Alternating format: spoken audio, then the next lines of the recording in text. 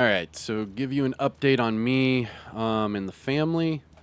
We are in a hotel room, and I am using my cell phone hotspot to make this video because we do not have internet. So there's that. I hope everyone is staying safe from that hurricane. Me and the family are safe. And yeah. Now, as far as my health and all that, I think it's like day 8 or day 9 of me coughing up black crap, but it is what it is.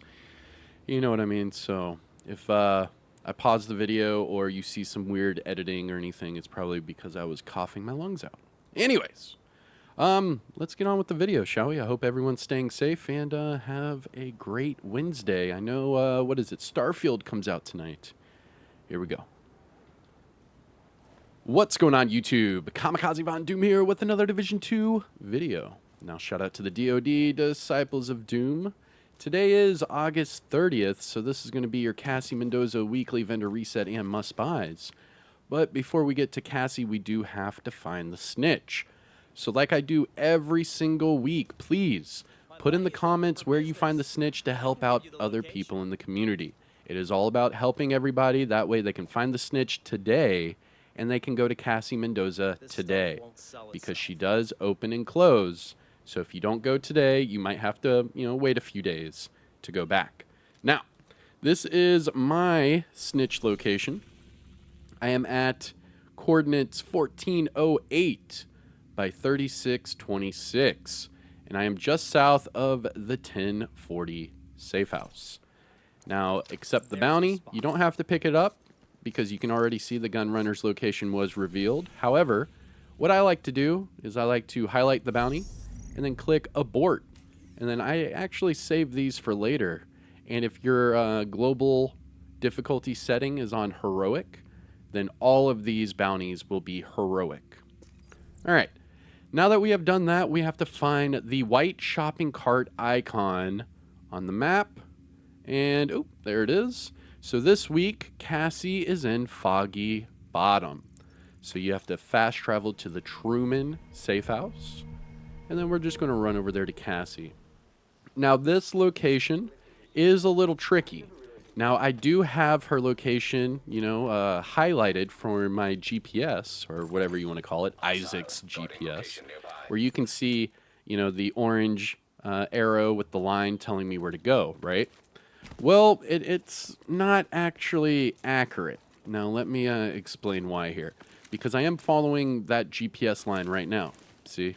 It's telling me to go left, I'm going left. It's telling me to go right, I'm going right.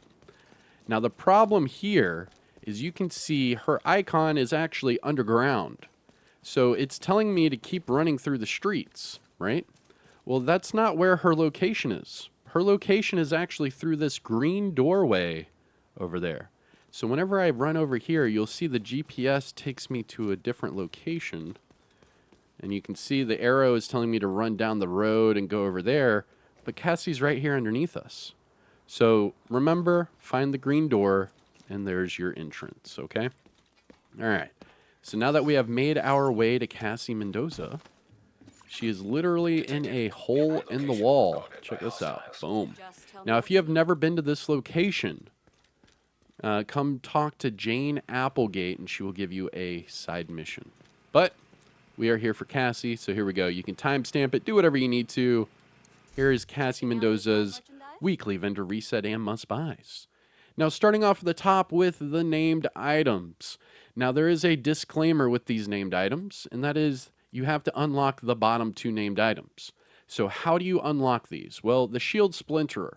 All you have to do is hunt down and eliminate all of the Year 1 hunters, and then open up the ivory chest that is in the base of ops in Washington, D.C. Once you do that, you will receive this weapon, and then Cassie will sell a different variant of that weapon every single week. Now, to unlock the Hunter Killer chest piece, this is the Year 2 hunters. So you have to hunt down and eliminate all of the Warlords of New York hunters, and then open up the off-white box that is in the Haven settlement in New York City. Once you do that, you will receive this chest piece, and then Cassie will sell it every week thereafter. Okay, that's how you unlock these 2. So if you do not see these 2 items, that is why.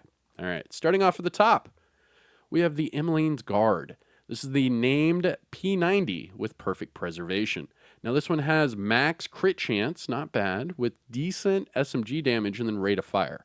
Now what I would do is I would pick this one up, recalibrate the rate of fire off for, say, damage targets out of cover or damage to armor, and then just optimize that SMG damage from the 12% we have now to the 15%. That'll probably take maybe 2 optimizations, maybe 3, if RNGesus is trying to take you for a spin.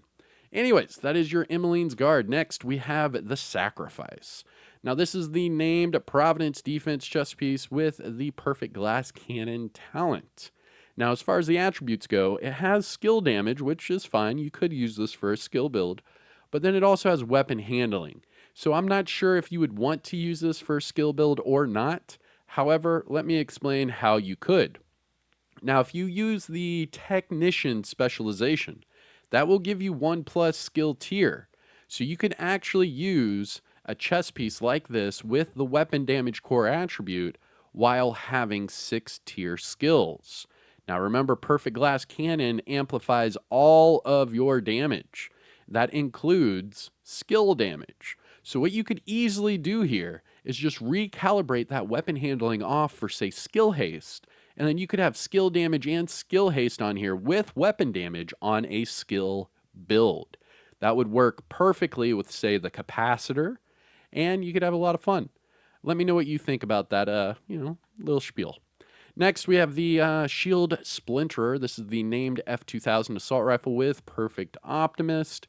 And this week it comes with swap speed, which is disgusting. I don't like it. Moving on. Hunter Killer chest piece. This is the named Golden Gear chest piece with perfect Intimidate. Now this one also has skill damage and weapon handling, which is weird because that's the exact same thing this perfect glass cannon had. So, I mean, I don't know. Perfect Intimidate with a skill build just really wouldn't work for me. I mean, you would have to use, I don't know, maybe like Memento or something and just constantly have bonus armor. But the way that they reworked Perfect Intimidate with skill damage, I wouldn't do that. All right. So these bottom 2, useless. Moving on to the gear set items. We have a Striker backpack with weapon handling. Heartbreaker chest piece with armor regen. Ooh, I like. Well, the armor is actually high enough to where you could recalibrate that armor regen off for anything you want. So that's actually a pretty decent Heartbreaker. Next, we have a ongoing directive pair of gloves with weapon handling, True Patriot knee pads with hazard protection, a Cavalier holster also with hazard. That's actually not bad. I'll pick one up.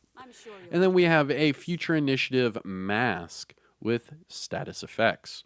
Now looking at the high-end items. Oh, what? Another FAMAS. But this one with Headshot and Thunderstrike. Interesting. Yo, that could be dirty. All right, here. I'm going to go off on a little tangent here, okay? Check this out, right? Because I was talking about different builds. All right, so just let's put this one for example, right? So this is 90% status effects with shock. And I'm using it with the Cabaret, right? Damage targets out of cover, perfect Thunderstrike. Well, if I were to use it with the FAMAS, with Thunderstrike, I mean, we're shooting even faster than the Cabaret, and then I could easily just expertise upgrade it. I mean, that would be pretty dirty. That way you shock them, you switch over to the FAMAS, and you just beam headshots straight to the dome. I mean, that could be a dirty little... I don't know. I kind of like that FAMAS. I don't know. I might try to see if I can put that into some good use. Next, we have a G28, this with rate of fire and preservation, followed by a Petrov backpack with weapon handling and crit chance with galvanize. Interesting. The weapon handling and crit chance is good for an LMG, and if you use this with the contractor's gloves, you get the extra weapon handling on top. And then finally, we have a Heliguard pair of knee pads with hazard and armor regen. That's a good pair of knee pads to wear as well. You get the extra armor from the brand set bonus. You get the armor from the core attribute. You get the hazard and you get armor regen. I mean, this is Definitely a good pair of knee pads to help out your survivability. Next up, we have the mods. We have headshot 7.7 and then turret duration of 6.1. Now, must buys, things to look for from Cassie Mendoza. I'm not a huge fan of these named items this week. However, remember the sacrifice could be used for a skill build. As far as the gear set items go, the Heartbreaker chest piece is decent. The True Patriot with Hazard is decent. The Cavalier with Hazard is decent. I mean, those three are pretty good. Heartbreaker, True Patriot, and Cavalier. As far as the high-end items go, I've already explained what I'm going to try to do with that FAMAS. We'll see if it works or not. And then the Heliguard knee pads. Good one for, tanky builds. That way you can, out-survive skills, status effects, and you could have armor regen to help keep that armor up. But that's it for Cassie Mendoza. I hope you enjoyed the video. If you found this helpful or informative in any way, shape, or form, please hit that thumbs up. Support the channel by subscribing. And if you want to support me even further, please join and become a member. But again, I'm Kamikazevondoom. I hope you have a great day, and I'll see you in the next one. Take care, everyone. Peace out.